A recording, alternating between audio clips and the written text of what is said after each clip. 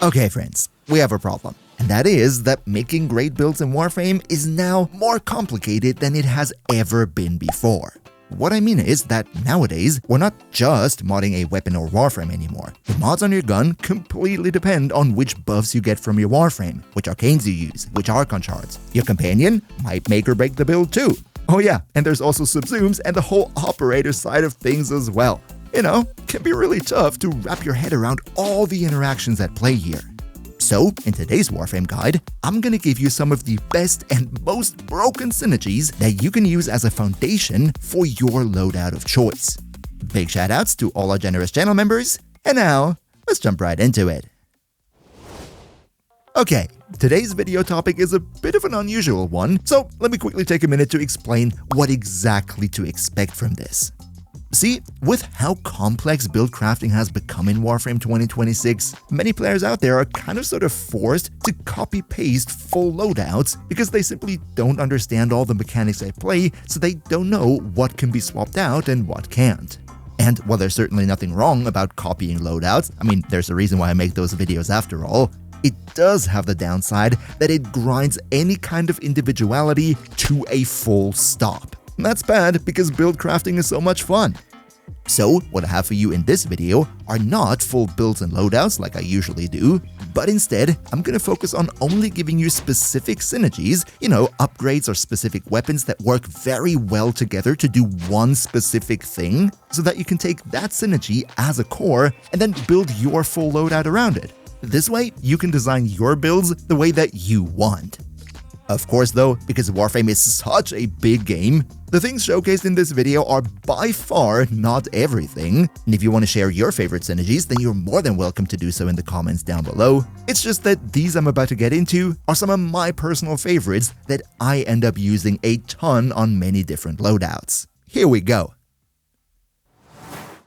But alright. The first synergy that I want to go into in this video is probably the most essential one on the list, something that absolutely every player needs to know, especially those among you who are not that deep into the game yet.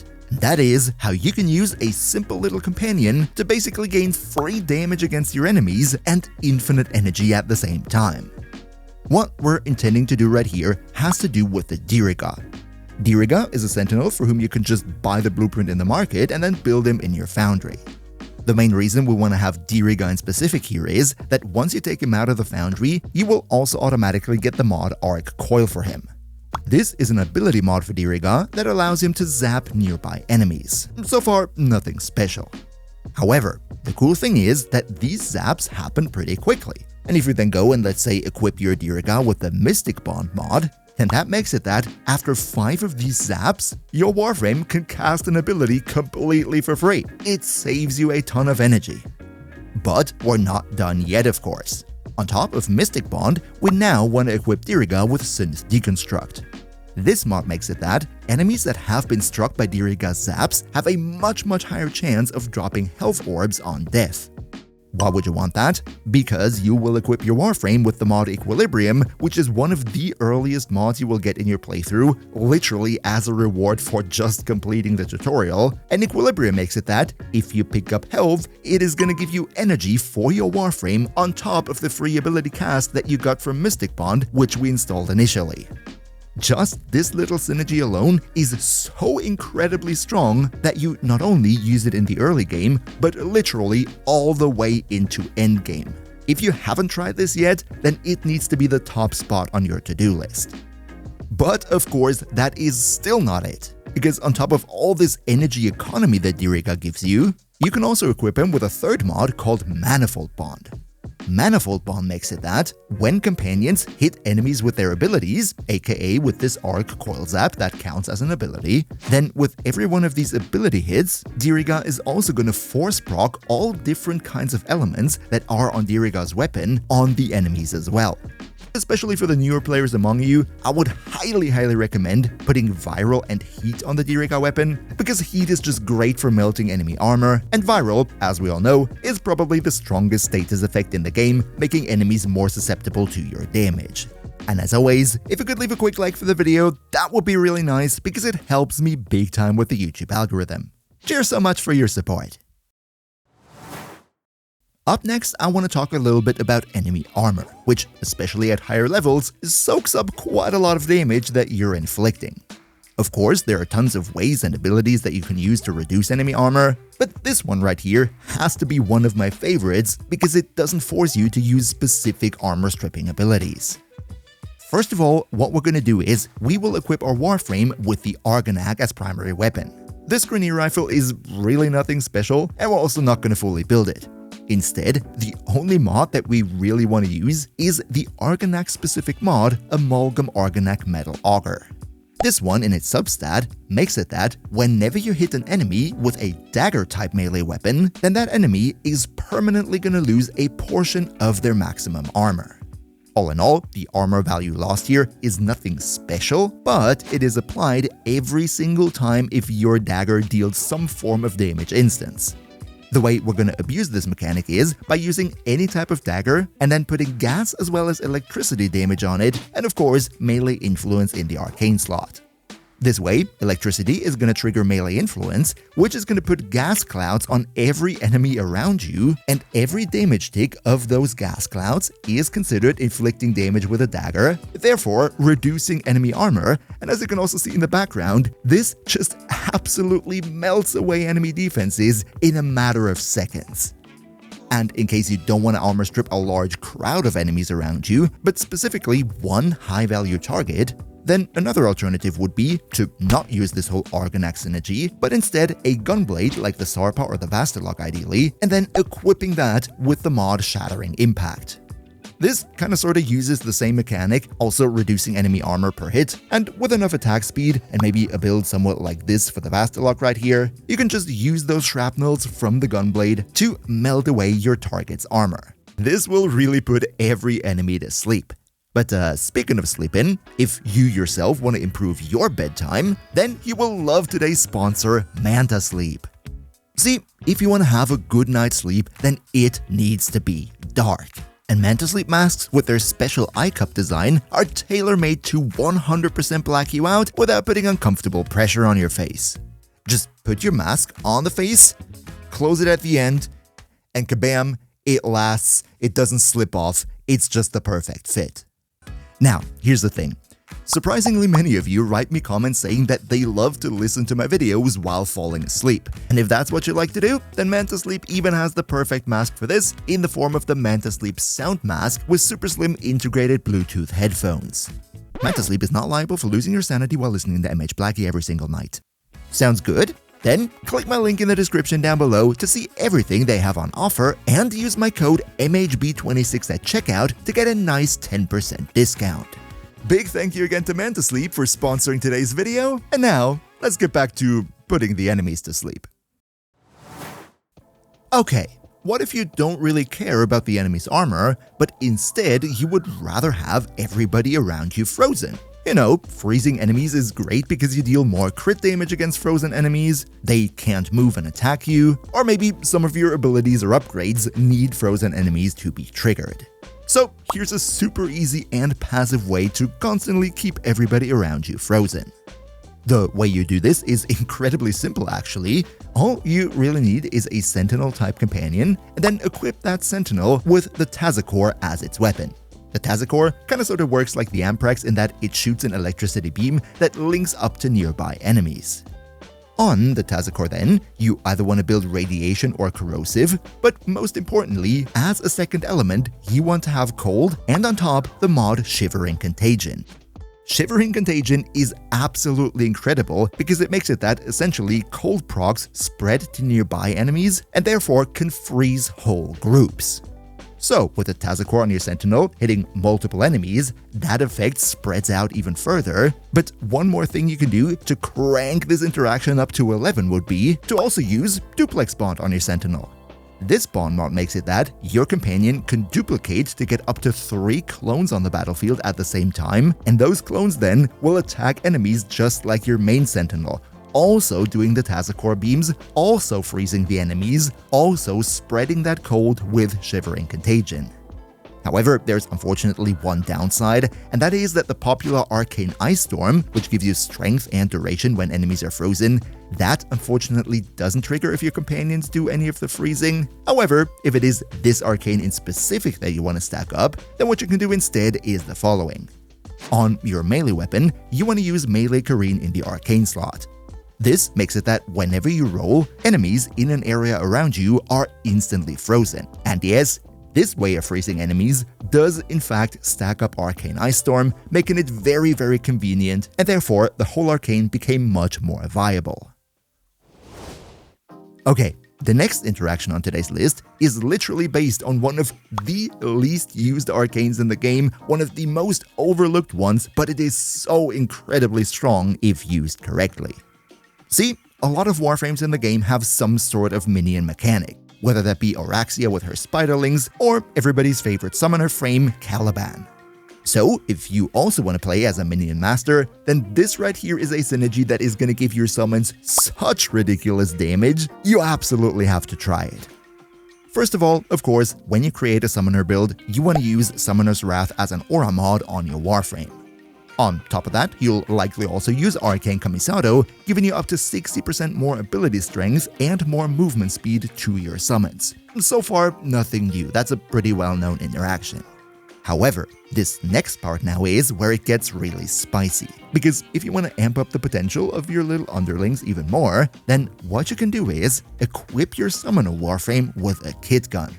Why a kit gun? Because kit guns are the only weapon type that can use these residual arcanes. We're not going to go into what every single one of them does, because my favorite here would be the shock version.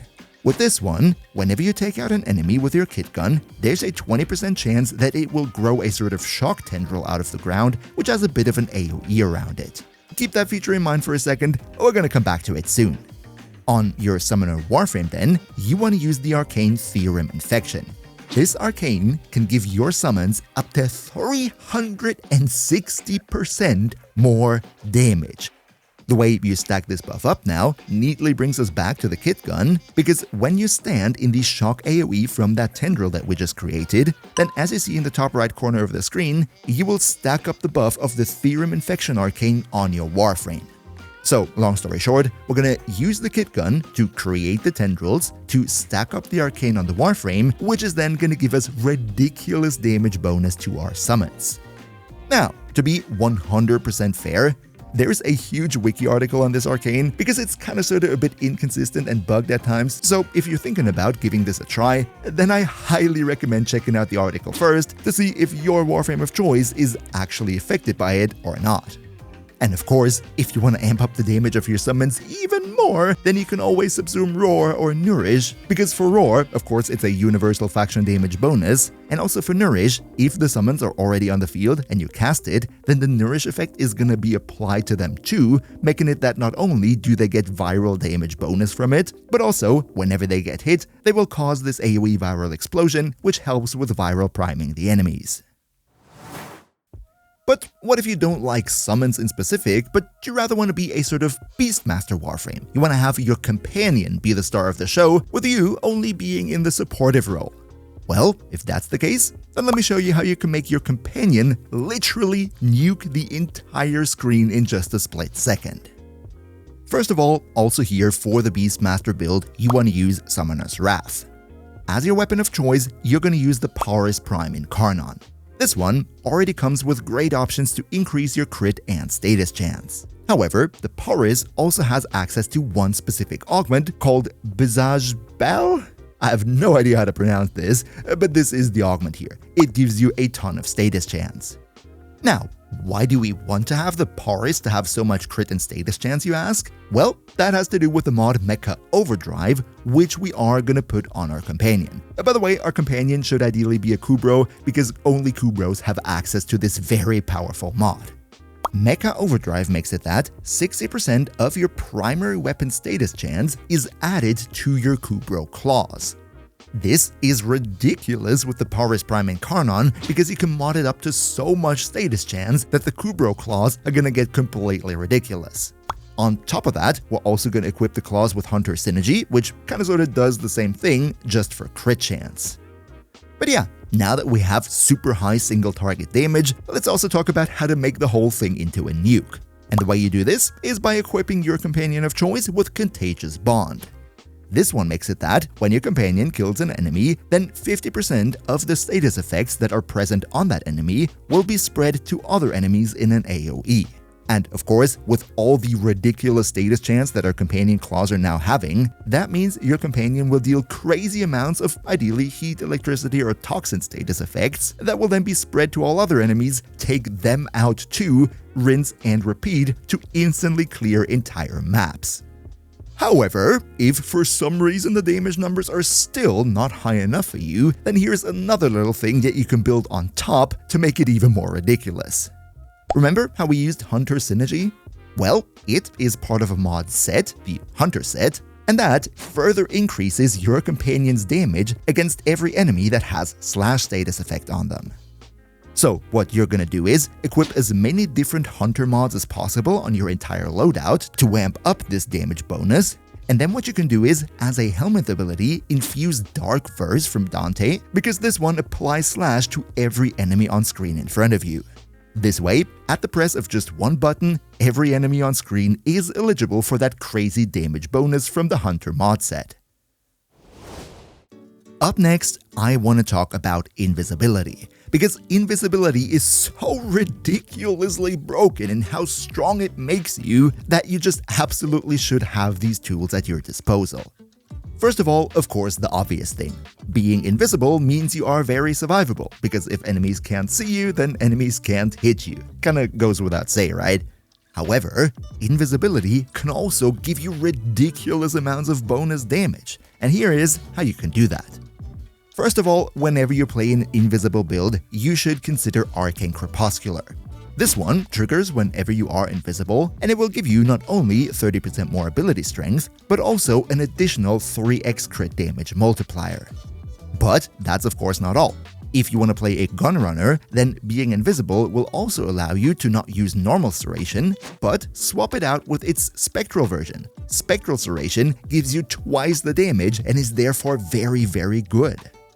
Now, the obvious question here would be, how do you turn yourself invisible? And there are really a lot of ways in the game that you can do that, but in my personal opinion, it mostly comes down to one of two options.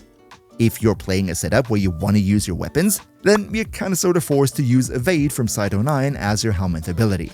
This one will turn you invisible, and as long as you're getting a couple headshot kills here and there, this invisibility will never end. However, if your Warframe of choice doesn't really want to use weapons and is more focused on ability casting, then my personal recommendation would be using Shade or the Huras Kubro as your companion, because they have a skill where they will turn you invisible whenever enemies are nearby and you're not using weapons, and also this invisibility will stay on until either there are no enemies around anymore, or you actually shoot a weapon yourself. Okay, let's quickly talk about pistols. I know pistols are not the sexiest weapon type in the game, but I think they're crazy underrated and have great potential. Here's how you can buff them up even more, especially on those warframes like Mesa that have exalted secondary weapons. See, whenever you're playing a loadout that is focused specifically on using pistols, then what you want to do is, as a melee weapon, you want to use the Furax, the Furax Wraith, or the MK1 Furax. The reason for that being is that the Furax family of melee weapons has access to a specific Amalgam mod called Amalgam Furax Body Count, which in its substat has a nice and constant 45% fire rate bonus to every secondary weapon. Then, on top of that, you want to bring a companion with at least 1200 shields and equip them with Reinforced Bond. This one makes it that you get another 60% fire rate bonus on top. So what this thing allows you to do is to either increase the fire rate of your pistol of choice to absolutely ridiculous extents, or to just not have to mod for fire rate on your pistol at all. And last, but definitely not least, let's also talk about snapshotting. I know there are so many different synergies in the game, and I'm only scratching the surface right here, probably gonna make a follow-up video at some point, but for the time being, let's just keep it at that and focus on how incredibly strong snapshotting has become. Now, first of all, in case you're unfamiliar with the term snapshotting, what that means is actually pretty simple. A lot of the abilities in the game, mostly those that have a fixed duration, even though there are of course exceptions, The way those abilities work is that whenever you cast them, they take a look at your ability strength, duration, and all the other relevant values the moment that you cast them. And then for their entire duration, their performance is going to be based on those values the way they were the moment you cast the ability. However, if during that ability duration those values change, the ability won't update. It will remain the way it was when you cast it. Now, what does that mean for you? Well, it means that you can sort of abuse specific mechanics to make your abilities much stronger than they have any right to be. See, there are a lot of buffs in the game that are very strong, but they only have a short duration, and it is an absolute pain to keep them up constantly. That's why many players just don't bother doing so. However, if you have a long-lasting ability that snapshots these values, then all you really got to do is set up all those tedious buffs once, cast the ability, and then you can be ensured that for the entire rest of the duration, it's gonna benefit from those buffs, even if they have long run out. Now, which buffs do I mean? For example, you can use the Grimoire as a secondary weapon with its alt fire. There are specific Grimoire mods that you can put onto it, which can give you crazy buffs to ability strength, duration, and so on. However, there are also a lot of Arcanes, specifically those that give you ability duration. For example, Arcane Ice Storm doesn't last that long, but the 40% ability strength and duration are great to have when you cast the ability. Or even crazier, the new Arcane Concentration, giving you 60 whopping % more ability duration, however it only lasts for 3 seconds. Pretty useless in many scenarios, but if your ability can snapshot that duration buff, you're gonna benefit of that plus 60% duration for the entire duration of the skill. But that's still not it. When we're taking a look at focus schools, for example, then the Madurai focus school is very famous for that strength buff that it can give you. And what's more, with the new Tectalist artifacts, they will allow you to get even more of those buffs if you really want to crank this up to 11. I think whenever you have a Warframe where you wish to have that little bit of extra strength or duration on a certain skill, it's worth it to just test if that skill snapshots those values and then see how far you can push it. And now check out my guide on the best farms in Warframe right here to get all the resources you need for these builds. Another massive shout out to Niels V, Demon Lord Zell, Demon Emperor, Emperor Prime, Nost Linux Gaming, Turtlepeer, Underkanio2, Scalabauza, Mihaki, Socrates the Almighty Rat, Leo Morazaki, Shadow Lockhart, Hantares, Patrasader, Boomia1, Mr. Gamesplays, Zave, Awindai, Zengen, Quax, Henrik5984, Blue Eagle 98, Hearthwield, and all other generous channel members for your continuous support. We see each other, hopefully in the next one, and until then, as always, good loot.